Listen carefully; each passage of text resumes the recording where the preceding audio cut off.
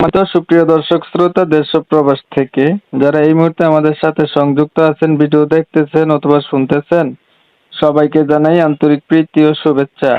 বন্ধুরা, আমি কথা বলছিলাম সুইট মিষ্টি একটা আপুর সাথে, প্রতিবেদন করবে, সংযুক্ত হয়েছে আমার সাথে, কয়েকদিন আগে থেকে যোগাযোগ ছিল। কেন আসলো প্রতিবেদনে বিস্তারিত ভিডিওতে থাকবে, আপনারা অবশ্যই ভিডিওটা কন্টিনিউ করবেন। আসসালামু আলাইকুম। ওয়ালাইকুম সালাম। কেমন আছেন আপু? আপনি ভালো আছেন? হ্যাঁ, ভালো।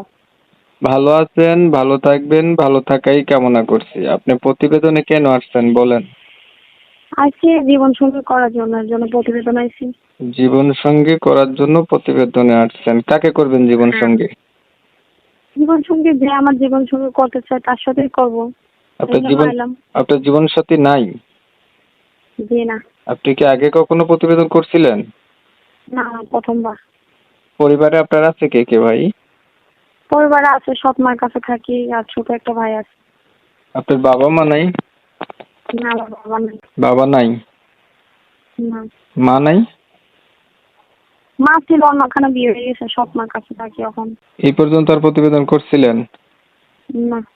আচ্ছা, আপনার বিষয়টা আমি একটু ক্লিয়ার করছি দর্শকদের জন্য। প্রিয় দর্শক শ্রোতা, আপনারা শুনছিলেন এই আপুটি হচ্ছে প্রতিবেদনে আসছে, ভালো একটা মনের মতো মানুষ চাইতেছে। ওনার ফ্যামিলিগত জানতে গিয়ে দেখলাম ওনার পরিবারে হচ্ছে ওনার বাবা নাই, ওনার বাবা মারা গেছে। আর ওনার নিজের মা হচ্ছে আরেকটা জায়গায় বিয়ে হয়ে গেছে। এখন সৎ মার কাছে উনি মানুষ। এখন উনি প্রতিবেদনে এসে চাচ্ছে একটা ভালো মনের মতো মানুষ, যে ওনার সুখে দুঃখে পাশে থাকবে, মনের সাথে মন যদি মিল খায় তাহলে বা হয়তো জীবন সাথী করবে।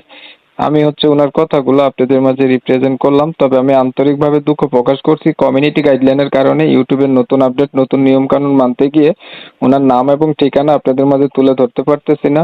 বিস্তারিত কিছু কথা আলাপ করছি, ওনার নাম ঠিকানা আপনারা ওনার কাছ থেকে পরবর্তীতে জেনে নেবেন। আচ্ছা আপু, ধরেন একটা মনের মতো মানুষ আপনি পাইলেন, এখন মানুষটার বয়স দেখা গেছে একটু বেশি হইলো বা দেখতে কালো হইলো, তখন আপনার কোনো মতামত কি? না, সে যদি কালো হোক বা বয়স্ক হোক তাও আমার প্রবলেম নেই।